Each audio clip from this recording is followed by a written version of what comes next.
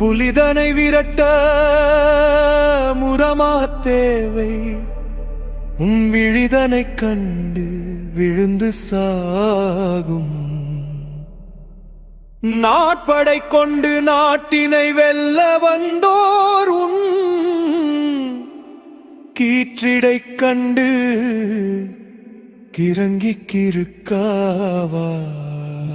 நீ புறமுதுகு காட்டி சிரம் திரும்பி புன்னகைததால் மரமிழந்து மன்னர் படை மண்டியிடும் சரணடைந்து, நீ மன்னர்கள் சுமக்கும் ரதம் மா மன்னரும் உன்னிடம் கேட்பார். மடிப்பிச்சையாம் உன் மடியில் மடிய பிச்சை.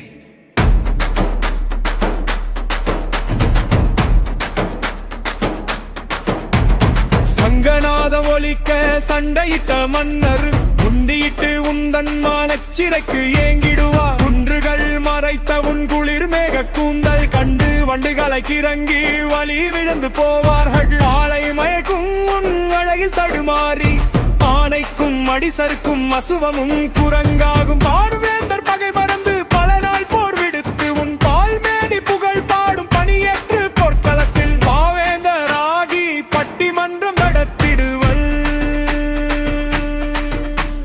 சேரன் உன்னுடன் சேர துடிப்பான், பாண்டியன் படைவிடுத்து பல்லாங்குழி ஆடுவான். கங்கை கொண்ட சோழன் மங்கை உன் மந்திரத்தால் உன் தன் கட்டி நின்று மூச்சு விட மறப்பான். சேனை கடத்திலிருந்து மன்னன் செய்தி ஒன்று அனுப்புவான். யாரங்கே பாவை தன்னை வென்று வெற்றி வாகை சூடி வருகிறாள். என் அந்த புறத்திலிருந்து அனைவரையும் வெளியேற்று. தங்க அதுமை ஒன்று தங்க வருகிறார். அவளுக்கு வைரத்தில் கட்டில் செய்து மாணிக்க பரல் பதித்த சாமரம் ஒன்று சடுதியில் செய்து வை. வேறு வரும் தேவையில்லை லைல் விடியார் வெல்வதிக்கு விடிய காணும் வரை வீசிடுவேன் விழித்திருந்து. சரணம் அடைந்த பின்னே சயனம் மறந்திடுவேன். அரியணை துறப்பேன், அவள் திமையாய் கிடப்பேன்.